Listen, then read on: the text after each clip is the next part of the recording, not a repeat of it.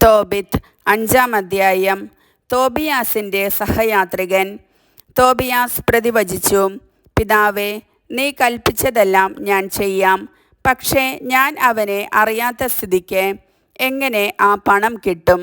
തോബിത്ത് മകൻ്റെ കയ്യിൽ രേഖ കൊടുത്തുകൊണ്ട് പറഞ്ഞു, നിന്നോടുകൂടെ പോരാൻ ഒരുവനെ കണ്ടുപിടിക്കുക.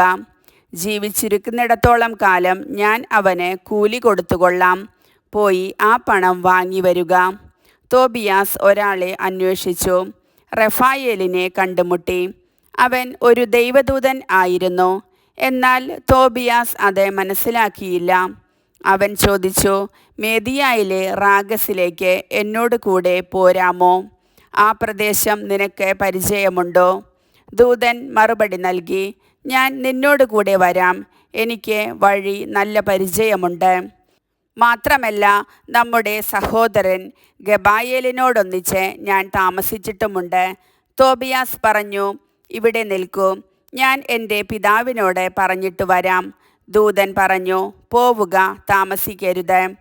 തോബിയാസ് വീട്ടിലെത്തി പിതാവിനോട് പറഞ്ഞു, എന്നോട് കൂടെ വരാൻ ഞാൻ ഒരാളെ കണ്ടുപിടിച്ചു. തോബിത്ത് പറഞ്ഞു, അവനെ എൻ്റെ അടുത്തേക്ക് വിളിക്കൂ. അവൻ ഏതു ഗോത്രത്തിൽപ്പെട്ടവനാണെന്നും നിന്നോട് കൂടെ പോരാൻ വിശ്വാസയോഗ്യനാണോ എന്നും ഞാൻ നോക്കട്ടെ.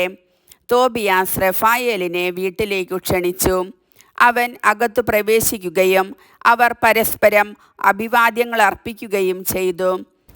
തോബിത്ത് ചോദിച്ചു, സഹോദര, നീ ഏതു ഗോത്രത്തിലും കുടുംബത്തിലും പെട്ടവനാണ്? പറയുക. അവൻ പറഞ്ഞു, നീ ഗോത്രവും കുടുംബവും ആണോ? അതോ നിന്റെ പുത്രനോട് കൂടെ പോകാൻ കൂലിക്ക് ഒരാളെയാണോ അന്വേഷിക്കുന്നത്?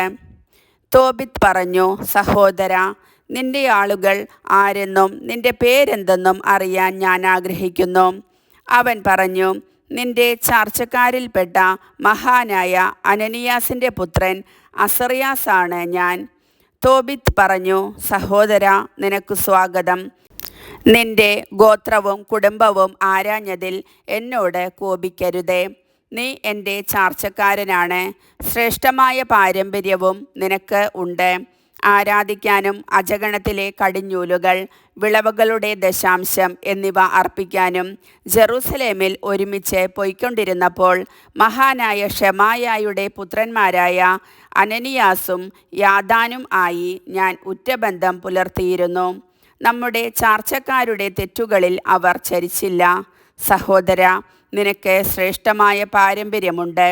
എന്തു വേതനമാണ് ഞാൻ തരേണ്ടതെന്ന് പറയുക.